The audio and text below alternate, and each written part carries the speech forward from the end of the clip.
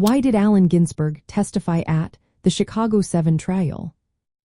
Imagine standing in a courtroom during one of the most turbulent times in American history. The year is 1969, and a group of activists faces serious charges. One of the key witnesses called to testify was the famous poet Allen Ginsberg. You might wonder why someone like Ginsberg, known for his poetry and countercultural views, would step into a courtroom to speak on behalf of protesters.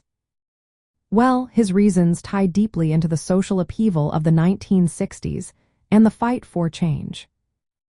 Ginsberg testified mainly to show that the protests were peaceful and rooted in spiritual and cultural expression.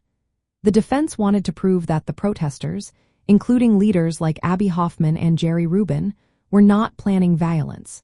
Instead, they aimed to promote peace and cultural awareness. Ginsberg's role was to support this idea by sharing his own experiences with nonviolent activism. He explained how he traveled to India to study Eastern religions and mantras. During protests, he used chanting and spiritual practices to calm crowds and promote peace. For example, he talked about chanting the Hare Krishna mantra during the 1960 Democratic National Convention in Chicago. These acts were meant as peaceful demonstrations, not threats or violence.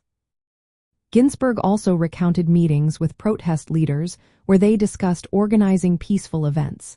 He described how he was present at City Hall, chanting to officials as a symbol of peaceful intent. His testimony aimed to counter the government's narrative that the protesters were planning to incite violence. Instead, Ginsberg highlighted their cultural and spiritual motives. This moment in history shows how the 1960s protests blended politics with art and spirituality. Ginsberg's presence in court symbolized the larger movement's commitment to peace and creative resistance. The trial became a stage where the old political order clashed with the new wave of social change driven by young activists and artists. By testifying, Ginsberg helped emphasize that the protesters' goals were peaceful. His words also pointed to the cultural side of activism, where music, poetry, and spiritual practices played a big role.